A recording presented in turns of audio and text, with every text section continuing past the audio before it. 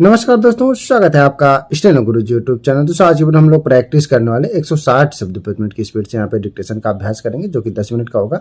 सभी लोग मैटर को प्रैक्टिस करेंगे, जो कि आपके आने वाले सभी पार्लियामेंट रिपोर्टर, चाहे विधानसभा रिपोर्टर हो, सभी के लिए बेहद लाभकारी होगा। दोस्तों ये जो डिक्टेशन है ये आपके रामधारी गुप्ता से है, तो इजी डिक्टेशन है। सभी लोग इसको प्रैक्टिस करेंगे, हाथ का मूवमेंट चलाएंगे, आराम से लिखा जाएगा। डिक्टेशन को सुनना है और सीधे लिखना है, मन में बिल्कुल नहीं दोहराना है। और लिखने के बाद उसको रीडिंग जरूर करना, देन ट्रांसक्राइब करके पीडीएफ से मिला के बताइएगा कितनी मिस्टेक आ रही, कितनी आपकी तैयारी हो रखी है। इसके अलावा अगर आप डेली डिक्टेशन चाहते हैं तो आप चाहें तो चैनल का मेंबरशिप ले सकते हैं, पेड ग्रुप को ज्वाइन कर सकते हैं। यदि जानकारी के लिए आप हमें मेल कर सकते हैं। हमारी मेल आईडी है htforstenographer@gmail.com। वीडियो पसंद आए तो वीडियो को लाइक कर देना, चैनल पर पहली बार आए तो सब्सक्राइब करके नोटिफिकेशन बेल ऑन रखना। चलिए स्टार्ट। Ready, 5 second, start. महोदय, यह भी विचार किया गया है कि जो व्यक्ति समाज में काम करता है, चाहे आविष्कार का काम करे चाहे दूसरा कोई काम करे, उसको उस काम में तब तक सफलता नहीं मिल सकती है जब तक कि समाज का सहयोग या समाज ने जो परिश्रम किया है या कुछ आविष्कार किया है उसका उपयोग उसको प्राप्त ना हो, उसका उपयोग वह ना कर सके। इसलिए जब भी कोई व्यक्ति किसी वस्तु का आविष्कार करता है तो आविष्कार करने में न केवल उसका अपना परिश्रम रहता है, लेकिन साथ ही साथ समाज ने जो काम किया होता है, चाहे विज्ञान के क्षेत्र में या प्रौद्योगिकी के क्षेत्र में या किसी अन्य क्षेत्र में, उस सब से वह लाभान्वित होता है। इसलिए जब हम किसी आविष्कार के अधिकार की रक्षा करना चाहते हैं तो उसके साथ साथ यह भी विचार हमारे दिमाग में आता है, जिस व्यक्ति ने समाज की सहायता से आविष्कार किया है उस समाज को भी उसका फल अधिक से अधिक मिलना चाहिए। माननीय मंत्री जी ने भी कहा है कि पेटेंट लॉ इस सिद्धांत पर आधारित होना चाहिए। मैं समझता हूं कि पेटेंट लॉ के पीछे 2 सिद्धांत निश्चित है। पहला सिद्धांत तो यह है कि जो व्यक्ति परिश्रम करके, धन लगाकर, अपना दिमाग लगा करके किसी वस्तु का आविष्कार करता है, उसके तथा अपने परिवार के लोगों के अधिकारों की जहां रक्षा होनी चाहिए, उसके साथ ही साथ जैसा मैंने अभी कहा है, कोई व्यक्ति समाज में व्यर्थ में काम नहीं करता है, वरन पिछले समाज के लोगों ने जो काम किए होते हैं, चाहे विज्ञान के क्षेत्र में या प्रौद्योगिकी के क्षेत्र में या किसी अन्य क्षेत्र में, और जिनके आधार पर वह कोई आविष्कार करता है, उसको उसका प्रतिफल तो मिले, लेकिन जो परिणाम हो उसका प्रतिफल समाज को भी मिलना चाहिए। मंत्री महोदय ने कहा है कि जो यह सिद्धांत है वह भी इस विधेयक के पीछे स्थापित किया गया है और इस बात का ध्यान रखा गया है कि जहां हम किसी व्यक्ति के आविष्कार के जो अधिकार हैं, चाहे धन के उपार्जन का अधिकार हो या प्रतिष्ठा प्राप्त करने का अधिकार हो, उसे प्रतिष्ठा का और चाहे धन का, दोनों का लाभ व्यक्ति विशेष को भी मिले। महोदय, देश में जो उद्योग धंधा चल रहा है या देश की उन्नति करने का, देश में समृद्धि लाने का जो वैज्ञानिक या प्रौद्योगिकीय आविष्कार हो रहा है, उसमें भी उसका उपयोग पूरा हो। यदि ऐसा हो तभी मैं समझता हूं कि हमारी पेटेंट प्रणाली सफल सिद्ध हो सकती है। यह प्रश्न उठ सकता है कि किस सीमा तक व्यक्ति के अधिकार की रक्षा की जाए और किस सीमा तक उसके अधिकार का हनन किया जाए, ताकि समाज का अधिक से अधिक लाभ हो, समाज उसका अधिक से अधिक उपयोग कर सके।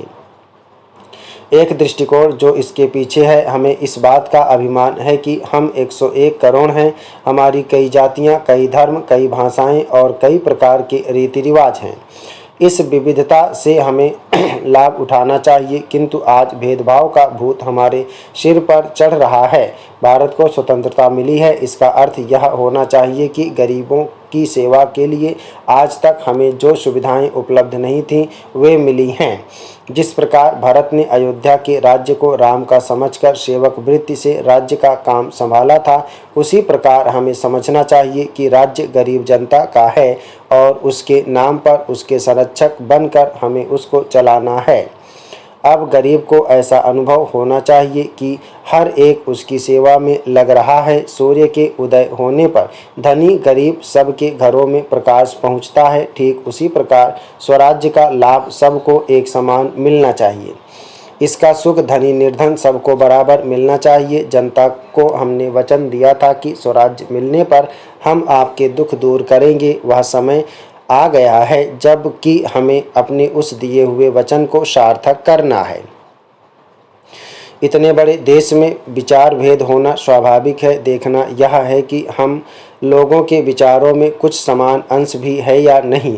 यदि है तो समान कार्यक्रम बनाइए। इस प्रकार कार्य करने से हमारे भेदभाव कम होते होते एक दिन मिट जाएंगे और अच्छी बातों का अपने आप उदय होने लगेगा। अगर उसी प्रकार भेद स्थापित करने का प्रयत्न किया गया तो लोग सत्ता के पीछे पड़ जाएंगे और स्वराज्य प्राप्त होने का आनंद हम लोगों को नहीं मिल सकेगा।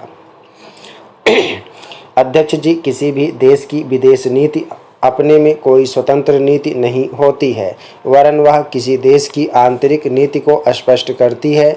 उदाहरण के लिए हम अमेरिका को ले सकते हैं। उसने अपने यहाँ अधिक अन्न पैदा किया और जब उसके पास फालतू अनाज बच गया तब वह अपने बकाया अनाज की बिक्री के लिए ऐसे देशों की तलाश करने लगा जो उधार पर माल ले सकते हों। किंतु हमारी आंतरिक नीति ने यह तय किया कि खर्चीले ढंग से सरकार चलाएंगे और स्वदेशी मुद्रा की कोई राशि हमारे पास नहीं बचेगी। हमने कर भी लगा दिए और मुद्रा प्रसार भी कर दिया। कुछ संकट पड़ने के बाद इस बात की आवश्यकता को नहीं समझा कि उस पैसे का कहीं अन्यत्र उपयोग कर सके। श्रीमान, मुझे माननीय प्रधानमंत्री जी के इस कथन पर दुख होता है कि दुनिया के अमीर और गरीब देशों का अंतर लगातार बढ़ता जा रहा है। मैं उनसे यह पूछना चाहती हूँ कि भारत की विदेश नीति ने उस अंतर को घटाने की क्या कोशिश की है? क्या भारत सरकार ने कभी दुनिया की पंचायत में यह कहने की हिम्मत की है कि बालिग मताधिकार के आधार पर यूएनओ का चुनाव होकर एक संसद बनाई जाए? और क्या आप में यह देखने की हिम्मत है कि फौज के हिसाब से कर लगाकर एक विकास का खाता खोल दिया जाए?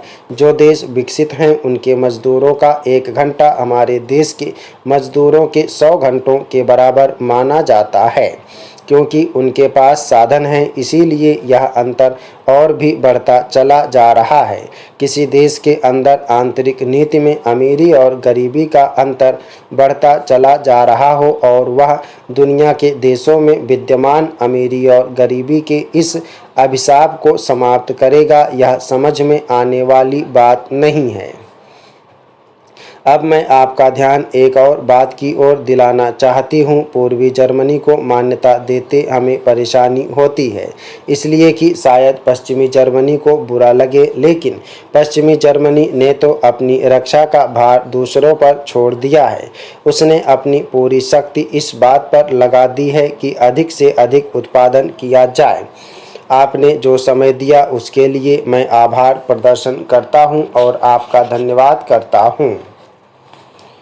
अध्यक्ष जी, जिस समय पाकिस्तान ने भारत पर हमला किया था उस समय उन्होंने देश की रक्षा के लिए महत्वपूर्ण कार्य किया था। इसके साथ ही मैं मंत्री महोदय को यह भी स्मरण दिलाना चाहता हूं कि शायद उन्होंने इस पर ध्यान नहीं दिया कि इस बार जो राष्ट्रीय पुरस्कार मिले हैं उनमें रेलवे प्रशासन को केवल 2 ही प्राप्त हुए हैं, जबकि मैं ऐसा मानता हूं कि हमारी सेना के बाद अगर किसी ने युद्धकाल में सराहनीय कार्य किया है तो वह रेलवे प्रशासन अथवा रेलवे कर्मचारी और अधिकारी हैं।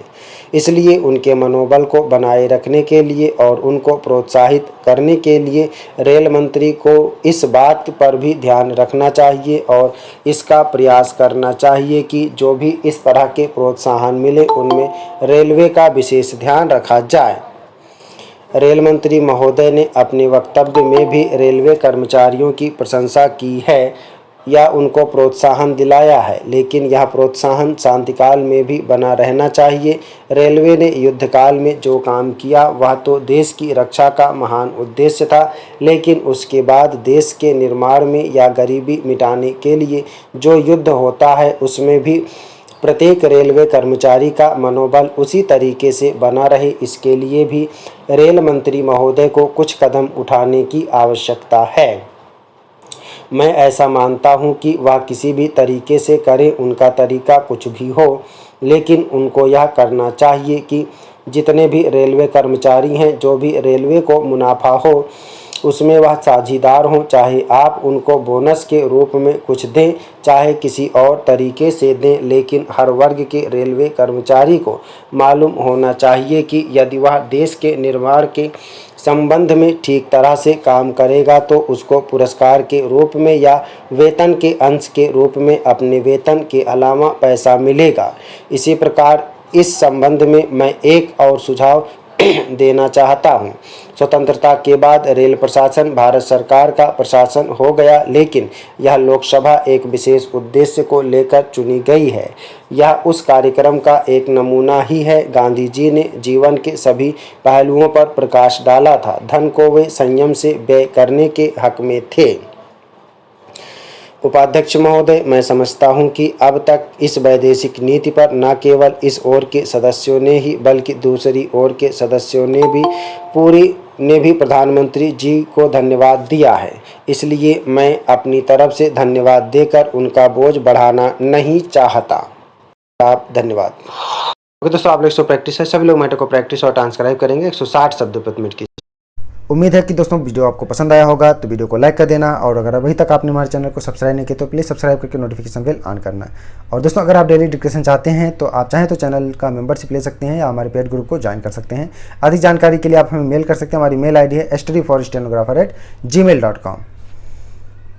अपना बहुमूल्य सुझाव हमें कमेंट बॉक्स में जरूर देना। वीडियो को पूरा देखने के लिए बहुत बहुत धन्यवाद। Thanks for watching. जय हिंद, जय भारत।